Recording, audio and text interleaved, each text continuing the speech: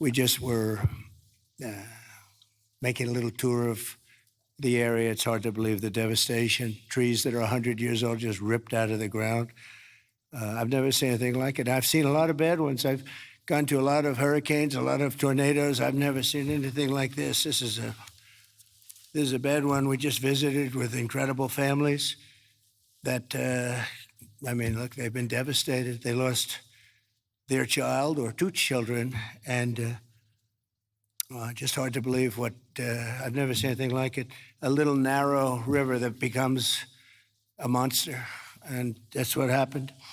But the First Lady and I are here in Texas to express the love and support and the anguish of our entire nation in the aftermath of this really horrific and deadly flood. Nobody has any idea how and why a thing like this could happen.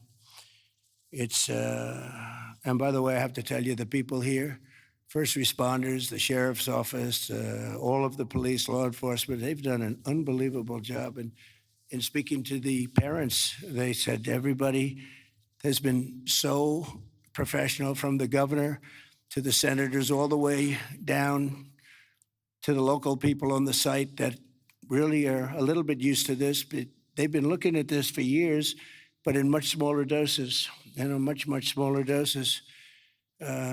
12 years ago, and then in 1932, they had a real bad one, but that bad one was half of what this was. But I was speaking to some of the great people in the town, and they said, no, every year we get a little bit, but it was like a little bit of a flood, right? You were telling me, and it was just a flood. We got used to it. We had people, we took care of it, and this year it was like, what's going on, right? So all across the country, Americans' hearts are shattered. I had to be here as president. First Lady wanted to be here. And, all the beautiful souls, and we're filled with grief and devastation. It's the loss of life. And unfortunately, they're still looking. They're still looking. There's a lot of missing children, possibly, mostly, we don't know, but they're still looking. And they'll find everybody, but it's not an easy thing. You would think it would be easy. It's very tough. I looked at what they're going through, what they have to do. But dozens and dozens of precious children taken from us with such, I looked at the pictures of almost all of them, and it's terrible. Following a torrential downpour, the worst that anyone's ever seen, Guadalupe River rose 26 feet in less than 45 minutes. And I've even heard it went well over 30 feet. There's one story that one person said it had to be 60 feet at one moment. This is like a giant, giant wave in the Pacific Ocean that the best surfers in the world would be afraid to surf. And it unleashed a catastrophic flooding as most residents were asleep in their beds. A very dark evening. The waters claimed at least 135, 140 lives. They're getting that count, but the count that they don't have is how many are still missing. But a lot of lives, a lot of young angels.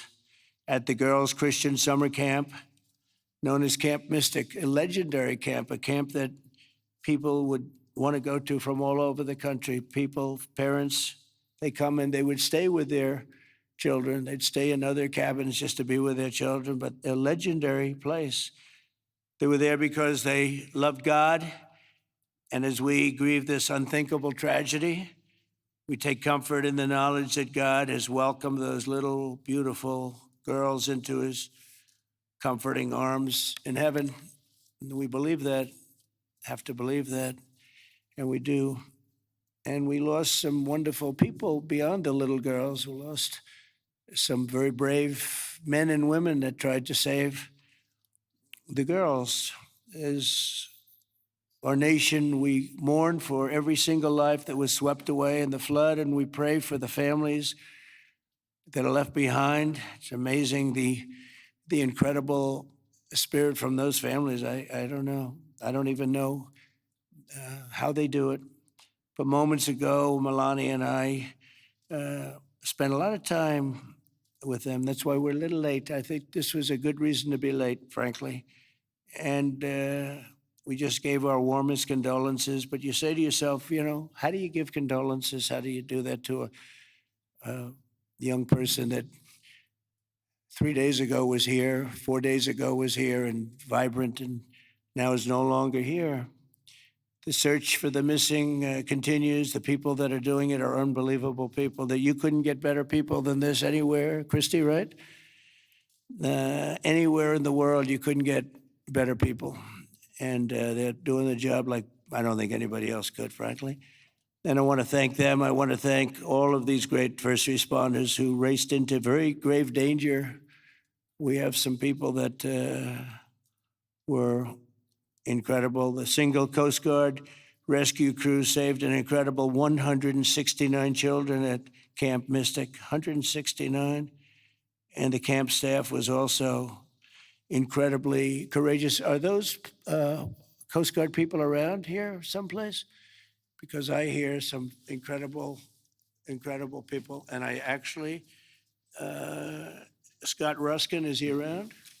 Where's Scott? He's not here right now, sir, but he will be here later, and I will be okay. Well, you let him know. With some, and John Dunn, the owner of the Hunt store, was a flood. Where are you? Okay, good. We spoke a little while ago, and it sort of, John was telling me some stories about that store, and it was just really amazing. Yes, Mr. President. First, let me correct. I was owner of the Hunt store from 2013 till April of last year, where I actually sold the store to Haley and BB Lehrman, who are excellent operators, and they're on the ground right now in Hunt, leading the effort there together with the fire department, the churches, the schools, what have you. And they're doing a phenomenal job. Good job. My role in it is I had to seller finance the deal. And you're going to bring it back? I'm absolutely going to bring it back. And the walls are up, the two walls are up, and you're going to... There's belief out there that it was a total loss. It's not. Gentleman by the name of Larry Graham put up some incredible walls in 1973. And he's a great engineer, and those walls are still standing. Save the walls. Save the walls. Okay. And the goal is, and I think we can get it done between Haley, BB, myself, and some outside help that we're going to be getting. I think we're going to get it reopened very quickly. Good. I think it's important to get it open quickly because once we do, the community can get back to a sense of normalcy. I think it'll be good for the community. I think it'll accelerate the recovery process. There's a lot that has to be done, but I'm impressed and very pleased with the resources that I think are going to become available through the conversations with Chip Roy, Governor Abbott's office, and others, that we will get it done quickly. Yes, sir. Thanks, John. Good luck with it. Okay, I'm sure you will.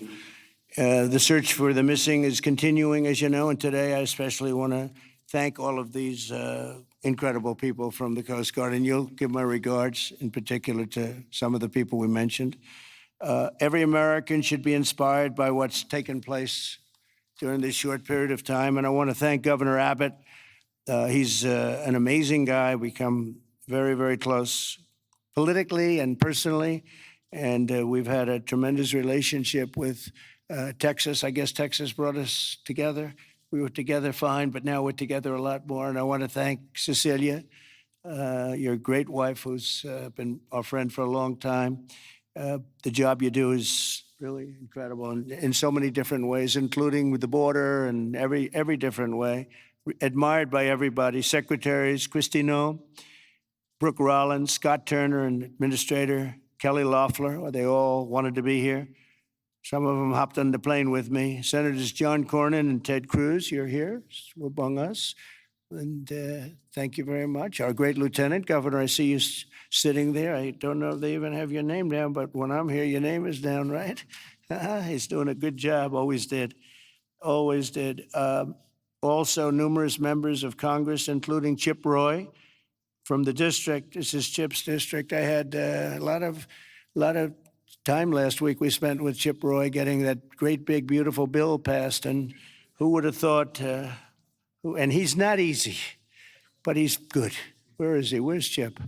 Who would have thought this was going to happen? And he called because we had a big ceremony set up, and he said, we have a little bit of a flood here, and I think it's going to be a little bit, I better stay here. I better not come back and go to it. And he wanted to be there. He was a part of it, a big part of it. And then he called again and he said, this is bad. And then it got really bad, far beyond your worst, wildest imagination, right? So thank you very much, Chip. I appreciate it. And Brian Babin also is, I don't know if Brian's here, but we do have, and I have to just give some of the names because it's very unusual. Nathaniel Moran, Dan Crenshaw, all of these people wanted to be here. Keith Self, Jake Elzey, August Pfluger, Greg Goldman, Ronnie Jackson. Where are you people? Are you here? You're all here? Where's Ronnie Jackson? Ronnie Jackson, what a person. Every one of these people is so incredible. Randy Weber, Pete Sessions, Tony Gonzalez. Well, we have everybody. Beth Van Dyne. Hi, Beth. Hi, Beth. Roger Williams. Brandon Gill. Hi, Roger. Brandon, you're here? Yes. Thanks, Brandon. Doing a good job, Brandon. Michael Cloud. John Carter. And Wesley Hunt. And we have others, but I'm not, we have to get on with it. But I did want to ask Lieutenant Governor Dan Patrick. He's been my friend from the beginning. He's been the chairman of all three of my campaigns. And all I know is we won by record amounts. So I guess you were a pretty good chairman, right, Dan? And his son is fantastic, too. But Attorney General Ken Paxton. Ken's around here someplace. Hi, Ken. Hi. And Director of the Texas Department of Public Safety, Freeman Martin.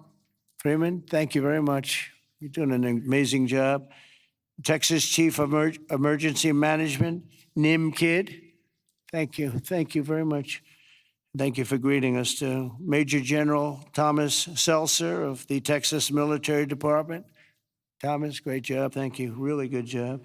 And many other officials and government, everybody is here. You know, it's amazing. I do these things, and often you just don't have a turnout like this.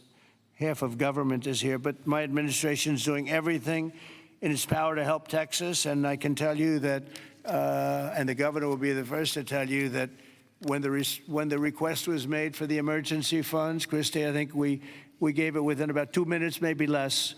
And they had everything they needed, right? Immediately. So we've deployed over 400 first responders and assisted or enabled more than 1,500 rescues. Amazing, 1,500. Customs and Border Protection and the U.S. Coast Guard have deployed numerous search and rescue crews, and they're all over the territory, and trauma teams. And beyond this area, you know, the governor was saying we've gone a little bit beyond this area. Oh, there's Dr. Phil. Look at Dr. Phil. You're looking good, Phil. This is a hell of a situation, isn't it, huh? FEMA has deployed multiple emergency response units, and FEMA has been really headed by some very good people. We have some good people running FEMA. It's about time, right? We get some good ones. They failed us in North Carolina, but when we got in on January 20th, they fixed it up in no time.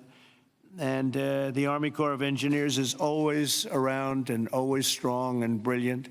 We're also taking historic action to ensure that such a nightmare never happens again. And we're going to look and see how can a thing like this, they could say it's 100-year. Somebody said it's a 500-year event. It doesn't. We're not going to let a thing like this happen again where it can wreak this kind of devastation. Earlier this year, I directed a sweeping review of the preparedness and critical infrastructure. I think, again, I have to say, whenever I say that, I have to say that the level of professionalism was incredible.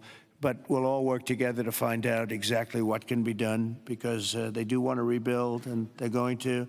I just want to say we have a wonderful First Lady, and she's done a great job as First Lady, and she really, very special woman when she saw and met the people that we met just a little while ago. It's very devastating. And would you like to say a few words, honey? My deepest sympathy to all of the parents who lost beautiful young souls. Deepest sympathy from all of us to the community, to everybody who lost a loved one. We are grieving with you. Our nation is grieving with you. We just met with the wonderful families We pray with them, we hug, we hold hands. They share the stories, and I met beautiful young ladies. They gave me this special bracelet from the camp in honor of all of the little girls that they lost their lives. So we are here to honor them and also to give the support, help, and I will be back. I promise to them, and I just pray for them and giving them my strength and love. Thank you, honey. It's very nice. Thank you very much. So I just want to say God bless you all, and I'd like to ask Governor Abbott to say a few words, please. Thank you. Well, first of all, thank you, Mr. President, and thank you, First Lady. The first thing both of you mentioned were the lives that were affected by this. Whenever there's a disaster or catastrophe, the first thing we focus on is saving lives, prioritizing those lives. Every minute, every hour counts, and that's what Chief Nim Kidd focused on, what the local officials focused on, what the state focused on, but also what your administration did. On the very day of the flood, you know, the Coast Guard literally saving lives right and left, and we cannot thank you enough for deploying the Coast Guard, deploying the resources, and as you pointed out, immediately when I made a request for a disaster declaration, you and your administration granted that. This is the fastest that I'm aware of any administration responding so swiftly, so collaboratively, so coordinated as we have in response to this. Thank you for that major disaster declaration. It ensures that we're going to be able to more effectively respond and help rebuild. And let me make one thing clear about the Hunt store. We will rebuild the Hunt store very quickly right here in Hunt, Texas. Thank you, Governor. Also, I too want to thank all the first responders, and we have many of our legislators over here. I want to thank them for stepping up and being here constantly, as well as state officials who join with us. And as we've said before, we remain committed. We're here for the long run. We will maintain our operations to search and find everybody that we can, as well as ensure that we're going to rebuild this community from Hunt to Camp Mystic to Kerrville down below. We are committed for the long run, not just to rebuild, but to rebuild in a better way. I have received a lot of detail, even from the president himself, about ways that we can do a better job in the rebuilding process, and we will put all of that to work. We have a special session beginning in 10 days when we're going to start working legislatively to make sure that we address every challenge that the people of this entire region, including the Central Texas region, make sure we help rebuild the families and communities of all of them. But we would not have been able to do that the way that we have had it not been for you, your commitment to Texas. I know you love Texas, and Texas loves you. We appreciate you showing up, and because of your swift and effective response, we're better positioned to deliver on all those commitments than ever before. Thank you, Governor. That's very nice. Thank you very much. Appreciate it. Christy, would you like to say something? Fantastic job you've done.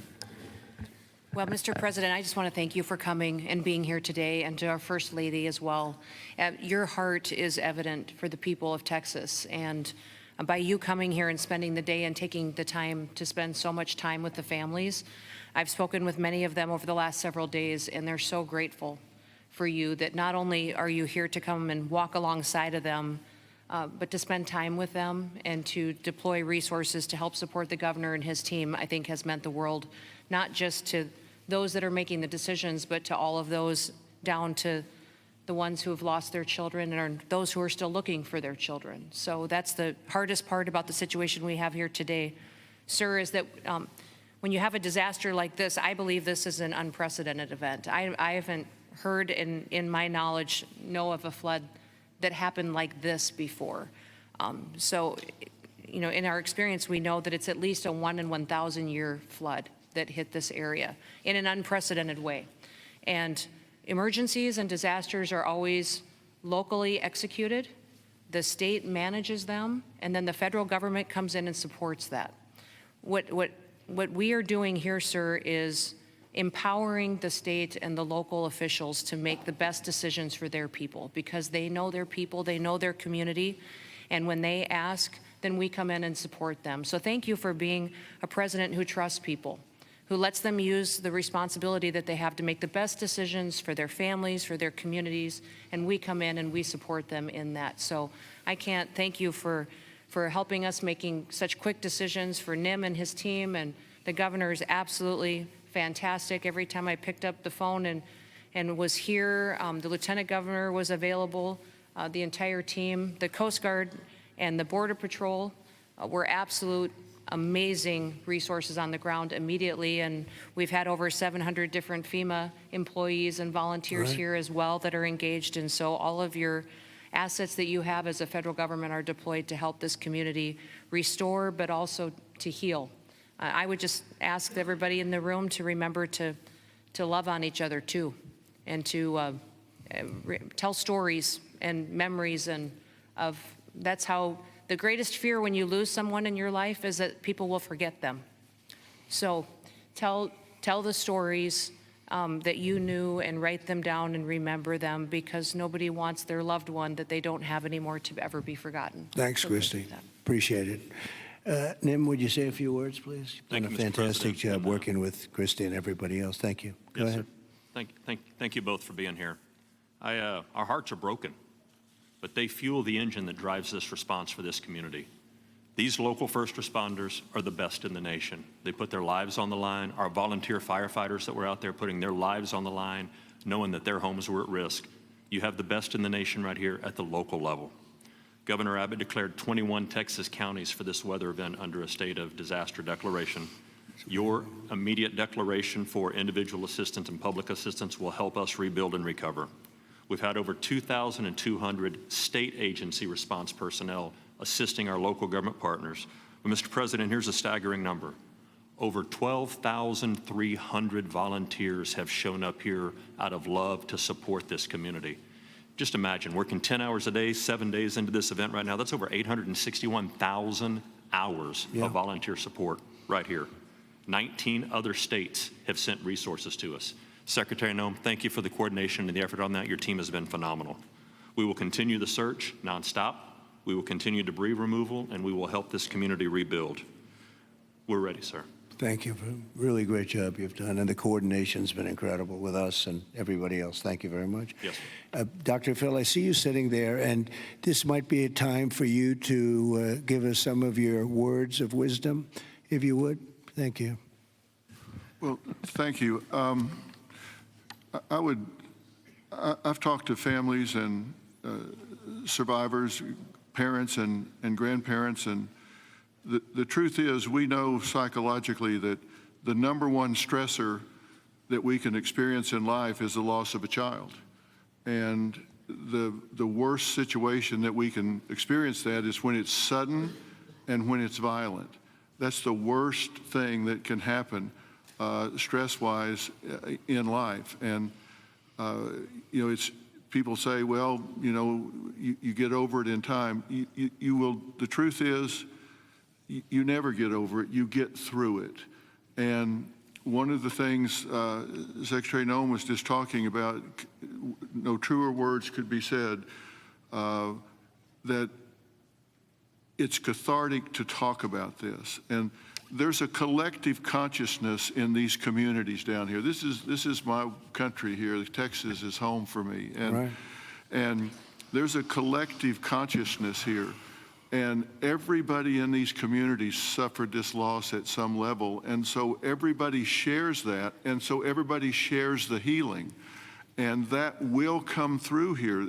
Everybody will rally together. And this is about faith, and it's about family, and it's about it's truly about community. And it says Texas Strong on the front of the desk that you're sitting at, and that's true, because people will come together. And we need to realize that giving this a voice, and if you see someone in the store, everybody wonders, you know, do I say something to them? I know they lost a child or a grandchild.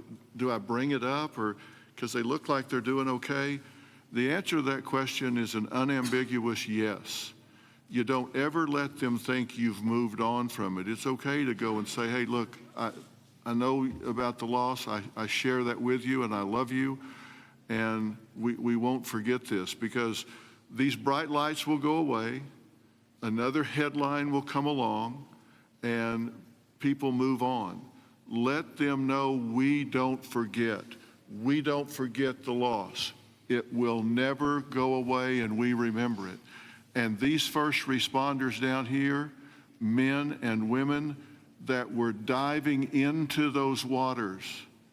I've talked to a woman whose husband was standing on the bank of the river yelling to a father, "Throw me your baby, throw me your baby, let me help you."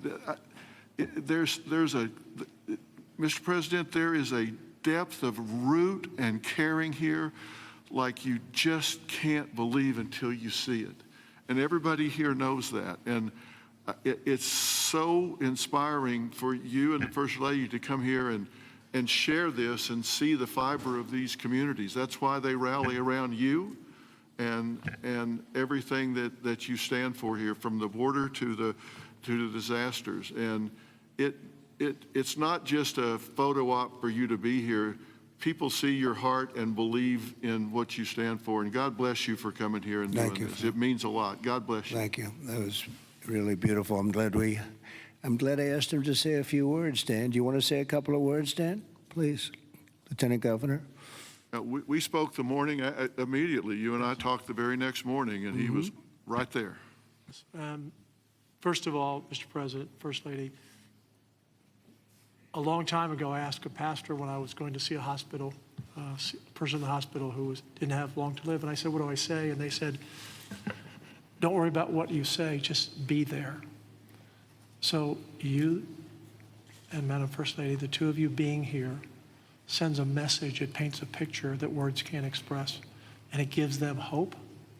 And the people of this community have become a family. I didn't know the mayor last week. I wish I didn't know him today under these circumstances. But we've become a family around this room, and it starts with you at the top, down to the governor, down to the statewide, down to the secretary. I mean, Christy Nome coming in, she called Saturday morning and said, "The president wants me to be there today." And she came. And so that message is so important. Two things will get us through: our faith. So the people along this river are not standing on the rock of the bank of the river. They're standing on the rock of their faith. And that will get them through the struggles that you talk about. But you and the federal government will help us get through everything, all the debris that has to be taken, all the rebuilding. And I know we can count on you. So from the bottom of my heart, on behalf of all of these families, thank you for being here. You just can't measure how much it means to them. Thank you very much, Dan. Great job.